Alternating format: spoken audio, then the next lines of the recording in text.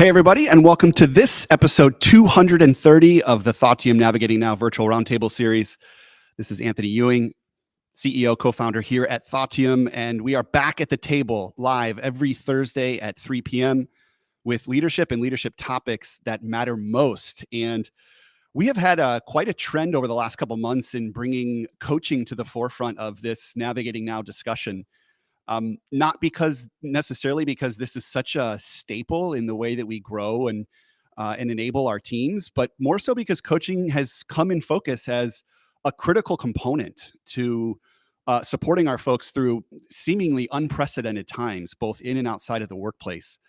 And so we continue this topic on how we lead differently and why coaching skills really matter in today's business environment. And to do that, we've got an incredible guest today who we will introduce here in just a moment. Her name is Melissa Creede. She is a coach, an executive coach. She is a celebrity coach, and she's a leader in general, somebody that's got a real perspective on why coaching matters and specific skills that we can grow and develop ourselves. So Melissa, so great to have you at the table. Welcome. Great to be here. Yeah. Well, we're thrilled to have you at the table because you're one of a handful of great coaches that we've brought into the Navigating Now community to help us shine a light on the different dimensions of coaching. Today we'll do a little bit of defining, what is coaching in today's world, and maybe helping, those leaders and organizations build some coaching confidence themselves. So are you up for that in the next 20, 25 minutes? Always up for something like that. Great. That's awesome. Well, first, we want to get to know you a little bit. And so I've been asking this questions of leaders like yourself at the beginning of our Navigating Now discussions. Melissa, I want you to think back to a childhood memory that you can tie to the work that you love to do today. What is maybe a memory in your childhood that if you look back, you say, that is exactly why I'm doing what I'm doing today? Yeah, it's funny. I was actually just speaking to someone about this the other day, always trying to find your origin story. Yeah. So when I was probably about 8 or 9, I lived in a neighborhood with a lot of kids. And at the time, McDonald's had a program for kids to run like carnivals and fairs to raise money for muscular dystrophy. And they gave little packets of how to do it. And back then you had pencils and you'd fill in all these things. And we ran these fairs. And we would raise money and had like games with prizes and things like that. And I don't know how much we made. It was probably in the 70s. It was probably like $17 or something like that by the time we did the entire thing. But it really meant something to us and to me at the time to really give back, to do something that had an impact. And even though my contribution was small, that 17 or whatever it was dollars, all these kids around North America were doing the same thing. And I think not only did it raise money, but it raised awareness about how we all are citizens in the world. We all have an ability to make an impact. So I'm a leadership coach, executive coach, celebrity coach in many ways, but I also tend to coach a lot of people that are making some kind of difference in the world, particularly on the social impact side. So that's one of my memories that kind of leads me to where I am. I love that. Yeah, making a difference at an early age. It's a little bit different than my origin story of how I tell people that I originally got into sales. I used to pick apples off of my neighbor's tree and sell them back to the neighborhood. So maybe not as noble of a cause back then, but it's interesting to kind of tie some of our memories to what we love to do today. And I think those connections are really important. So let's fast forward to today. What more immediately, like in the last, 5, 10, 15 years really brought you to where you're at today in your career as an executive and celebrity coach? Yeah, so I was an executive in my prior career, became an executive before I knew how to do that. Yeah. And I had some coaching at the time, which was really, really helpful to me. And that sort of led me to my path of becoming a coach, certified and all of that. So I've had my own business for about 17 years. And I'm just really fascinated by leadership. I'm fascinated by influence. I'm fascinated by how people show up. As human beings, we often look at work, but we forget that a big part of that is how we interact with each other, how we behave. So that was sort of my journey to here. And that's what I do with people. Yeah. Well, as somebody who has just rounded out and completed their coaching certification, I know that it's important that we help each other understand the differences between coaching and so many of the other hats that we really wear as a leader. And I know that this is something that early in my career, I might have blurred the lines between, coaching and mentoring and training and leading and directing. These are all, different hats that we might wear. But as I got closer to coaching the practice, right? Coaching the craft, coaching the vocation, ultimately, I realized that there are some very unique and sometimes subtle differences between coaching and some of these other hats. So would love to just hear your thoughts on how we should think about coaching, those of us who maybe aren't classically trained in it. Yeah, and I'll take a step out of the coaching for a second and talk about leadership, because many people who are leaders in something else don't really see leadership as a field of study. And there are many pieces to leadership. So maybe they mimic or do something that they read or that they saw somebody else do, but they don't see the full range of what it takes to be a leader. And those hats are part of that. So, we lead towards a vision or to some kind of bigger purpose. We manage things, manage tasks, and manage people. We help people, we train people, we develop people. So all of these things are parts of being a leader, and many others. But when it comes to developing people, we kind of mix these up a little bit. And so you mentioned coaching. I'll come to that one last. But mentoring, and there's a lot of blurred lines between these hats too. But mentoring is really about sharing wisdom of something that you've already gone through yourself. Yeah. And lots of people do that, and it's useful. When we come to managing, it tends to be to manage like a project or a task to get some kind of outcome. You can manage people too, but you're managing people to get somewhere. It's almost like a traffic cop a little bit. We have, training, teaching someone a very specific skill. Feedback is a little bit of a piece of that too. Sometimes we're giving them a piece of some feedback on the way that they've done something in order for them to improve. But for me, coaching is really about helping the person develop into somebody different, to develop into a different kind of leader, into a different kind of professional, to a different kind of manager. So it's really like a growth element. Those other ones have growth elements to them too, and they all complement each other. But it's really almost, and you know this from your training, it's like helping them learn from sort of their inner self-awareness in many ways. Yeah, enabling your people, your coachees, to arrive at their own destination. I think that was maybe one of the biggest challenges that I had, developing myself as a trained coach. I had to truly separate coaching from, in my world, consulting. Right? Yes, I used to be a consultant too. Right, which is like a totally different role, and it's a different stance. And as consultants, we are relied on to have the answers and the perspective. And we're told at the end of the day, we converge towards a very unique perspective that then adds value in the conversation. And what that looks like tactically for me was the biggest challenge for me as a coach was how much of a coaching dialogue is made of questions and not answers, right? Like as the coach, you are asking the questions. It's 95% of the dialogue that you're having. And so one of the things that, I like to challenge leaders as they begin to develop themselves as coaches is just try out having a conversation with somebody where you're predominantly using questions to guide that conversation. It feels different. It might feel a little bit open-ended. It might feel as though you're maybe not adding value as much as you're kind of guiding the discussion. But that's where the great coaching happens, right? That's where we're enabling others to arrive at their own destination. Yeah, and you also point to an interesting point. Like I came from a consulting world as well, so I had to really learn that. But most leaders have been promoted through the ranks because of their expertise and their knowledge. Right. And then they get to a certain point where now we're telling them, okay, but don't give them that knowledge. Make them get. Yeah. So it's a little bit counterintuitive as they move up the ranks to what they were actually rewarded for most of their career. Yeah. Yeah. And I think that thing about questions is like, it does feel awkward at first when you start asking questions when you're not used to it. And I think sometimes it feels like it's not going somewhere because you just haven't developed the skill yet. Yeah. But once you develop the skill and the art of asking really good questions, it does lead you to much bigger and better things. It's not just like feeling random, like what question can I ask next? There's actually a flow to it that allows us to get somewhere. So it's just like anything. It's developing a muscle and developing a skill. Yeah. I feel like I have so many questions around the celebrity component to your practitionership. I'll maybe limit it to one or two. I'm curious, what inspired you to pursue celebrity coaching, and how has that shaped you as a coach? Yeah, so I've been working with a lot of really high profile executives and leaders who happen to be in the social impact space. That used to be what I used to be a consultant in as well. So I kind of attracted that into my world. So I coach people in every sector, but there are a lot of people that are making a difference in some way.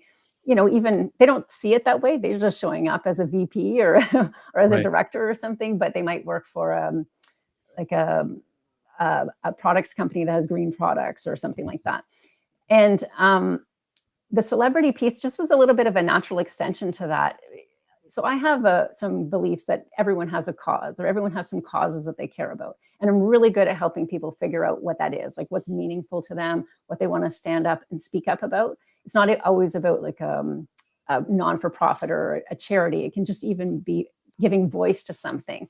And so it was a little bit of a natural progression to helping people who have a platform in the business world to helping people who have a platform in the pop culture space or in the athletic space and things like that. So Yeah. Well, it definitely adds an element of diversity to you as a coach. So much of the training that I went through and appreciated was, how do we differentiate ourselves? And I think working with different types of folks and different groups allow us to come to the table with diverse perspectives and unique conversations. So I think that's really unique.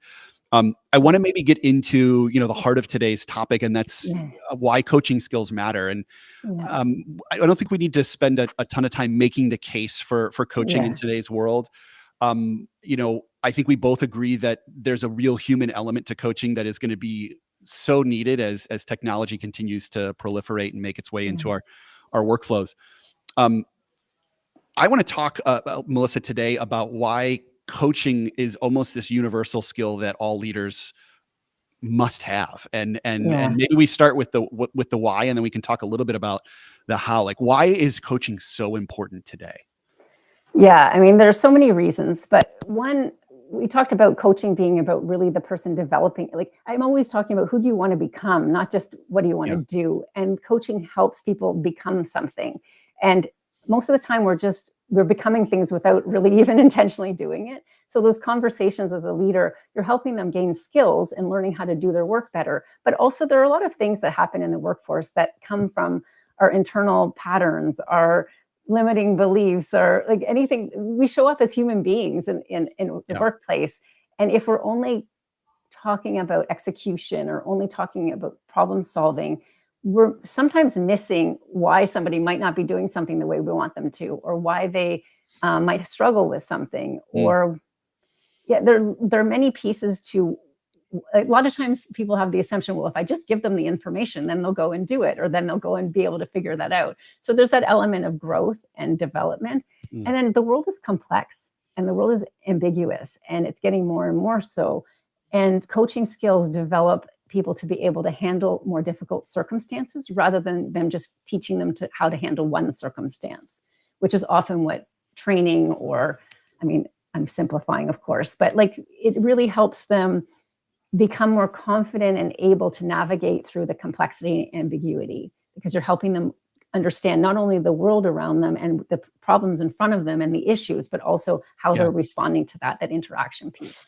Yeah, I love it. You're speaking to so many of these almost like byproducts of developing coaching skills. Like, we know that great coaches are able to lead more effectively. We know that great coaches are able to truly attract, retain, and develop people in unique ways. It allows you to become a more effective leader. A few of the things that you're saying, I think, are really interesting. And what I learned in developing myself as a coach is you yourself become a more well-rounded kind of citizen of your organization and your community. You yourself become more coachable. That's actually one of the really interesting byproducts. As you develop more coaching skills, you know how to be coached. You know how more effectively to open yourself up to coaching opportunities. And then, as you had mentioned before, just your ability to be able to navigate the inevitable change that are happening in our organizations is predicated on your ability to understand and hold space for others. So just some great kind of tertiary side effects of developing yourself as a coach. Well, and what I'm noticing, we always see trends in industries, and what I'm noticing in the last 6 months to a year is a lot more interest from organizations to develop internal coaches, like not just internal Yeah. coaches, but meaning their leaders as coaches. Mhm. And this doesn't mean they walk around being coaches all the time. It's just giving them the coaching skills that you and I have learned professionally to help them have better conversations with their peers in senior leadership meetings, with their staff, help develop people. So those skills are useful everywhere. One of the tips that I like to give folks as they're assessing, different training on coaching or even certification programs, is if you are looking at programs that don't start with a foundation of your own personal development, you Yeah. probably need to look at some other programs. I think Yeah. some of the best programs out there are rooted in a sense of your own personal transformation and the Yeah. journey it takes to have the self and emotional awareness of a great coach. Yeah. I Um, love that. and I mean, one of my favorite programs, led by Alyssa Nobriga, who's also a wonderful celebrity coach, um, is really it's almost like you develop your practitionership as a coach through your own transformational process, Yeah.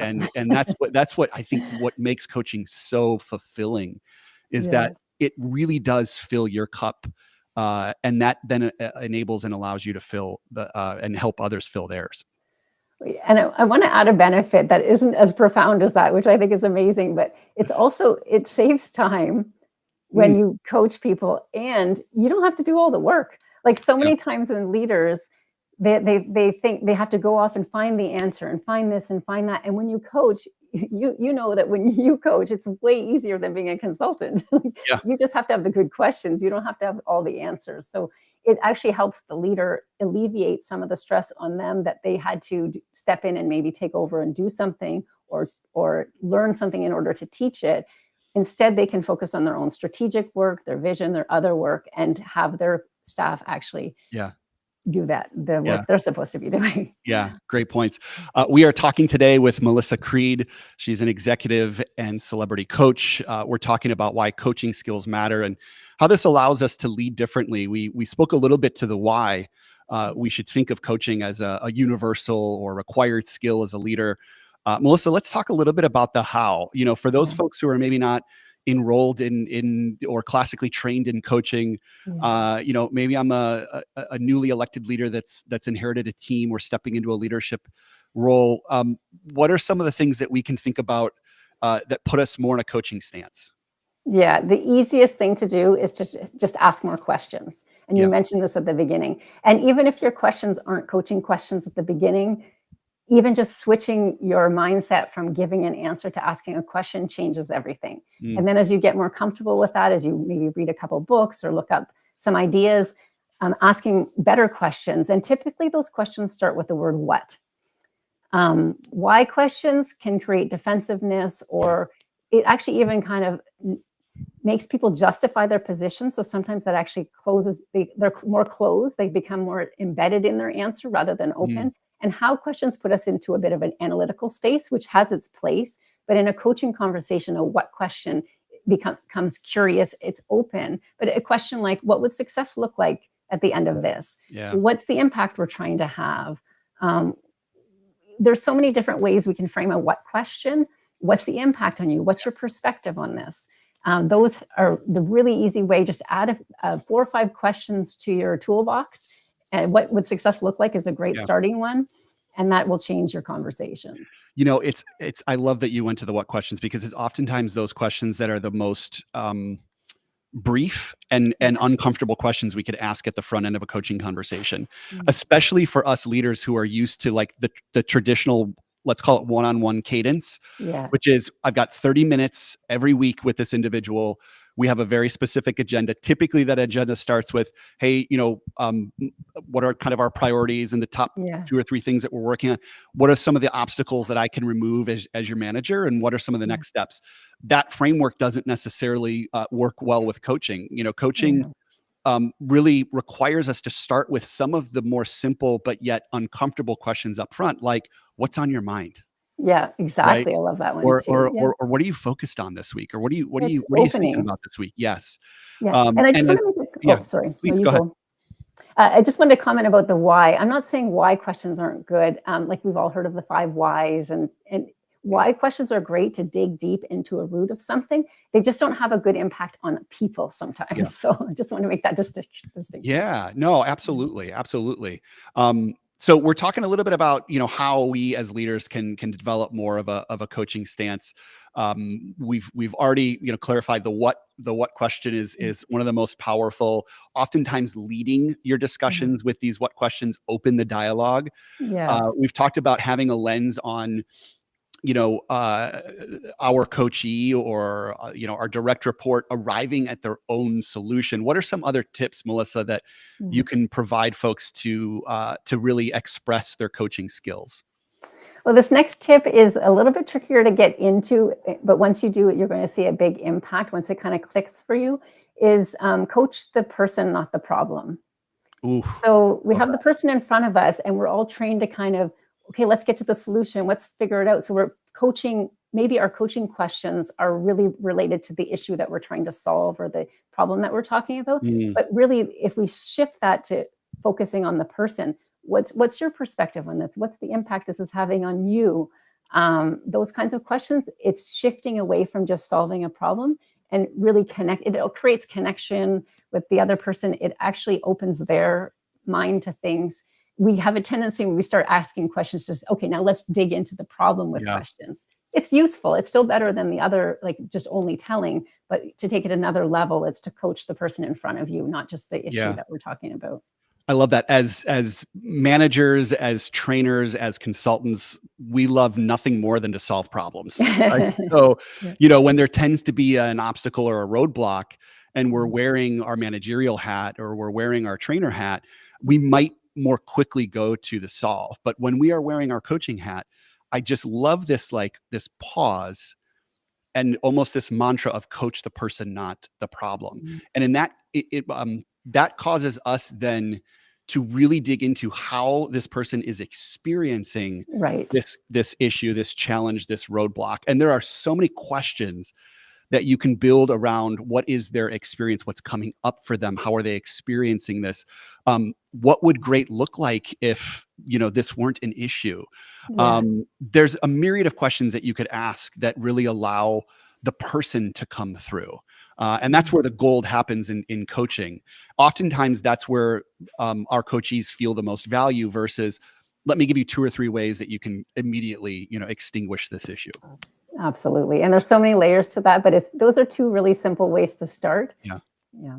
I love it. I love it. Well, this has just been an incredible conversation, and I feel like we could go on forever. But hopefully, our community are really starting to see some of the differences between coaching and the other hats that we wear as leaders. We as leaders wear so many different hats, and in many cases, our day-to-day experience is more operational, more removing roadblocks, more solving challenges. But some of the most gratifying and most high impact work we can do is coaching others.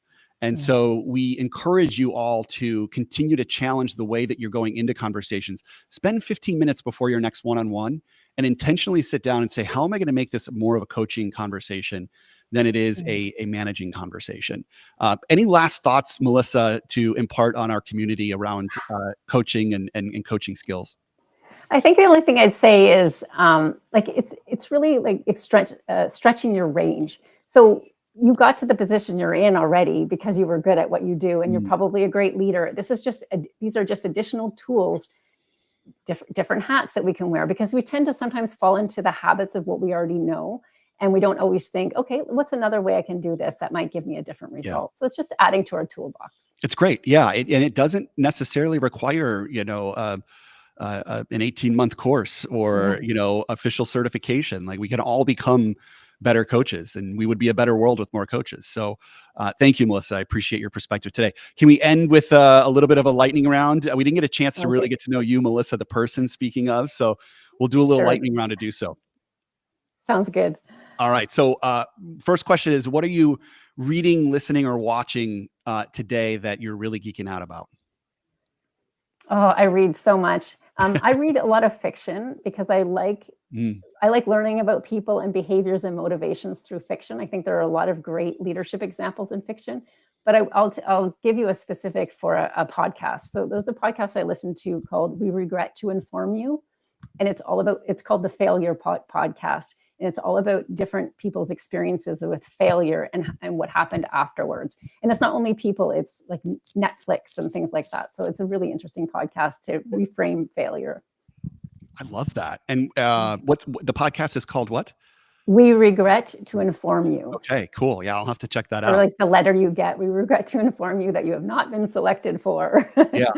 Yeah. What's one thing that you know today as a coach that you didn't know 18 months ago?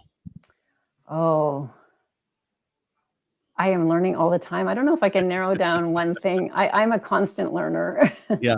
Okay, cool. Yeah, I like that answer. We're always learning. Yeah, always We're learning. always learning. Yeah, and I think our coaching styles are also evolving, you know. I can know a lot more about AI than I knew 18 months ago. Yes. Well, and I think very quickly we will have to understand how, you know, AI will play a part in the coaching experience. In my opinion, more of a supplement than it is a replacement, but that's a whole nother conversation. Yeah, there's so many things to learn from that, but that's another conversation. It's a longer conversation. Definitely. Okay. Yeah. Last question. I want you to think of, you know, something that you admire about yourself. And we'd like you to finish this sentence. If the world were a lot more like Melissa, it would be blank. If the world were a lot more curious like Melissa, it would I be. love that. I am incredibly curious about everything. And I think it brings a sense of wonder rather than judgment to things. And if everyone walked around with the level of curiosity I have, I think it would be kind of interesting. Spoken like a tried and true coach, right? Curiosity being one of your biggest strengths and even values. Yeah. Melissa, it's been great to have you at the table.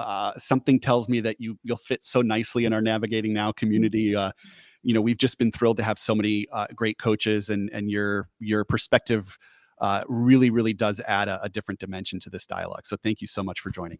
So fun to be here. I can talk about this stuff all the time. So yeah, well, we'll have you back on soon. Sounds good. Thanks, Melissa. See you soon. Thank you. All right. We want to thank Melissa Creede for joining us today on this episode 230 of the Thoughtium Navigating Now virtual roundtable series. Oh, these discussions are just so rich and so robust of both bigger insights on how we should, you know, think about our roles and our organizations. But what I love too is there's always a 1 or 2% improvement that can come from each of these episodes. I know I learned a thing or two from our dialogue with Melissa, and hopefully you did as well too. We want to thank you all for joining. Week over week, we go live Thursday at 3 p.m. Central. You can find this episode and all episodes at our newly renovated and highly accessible new website, thoughtium.com/live.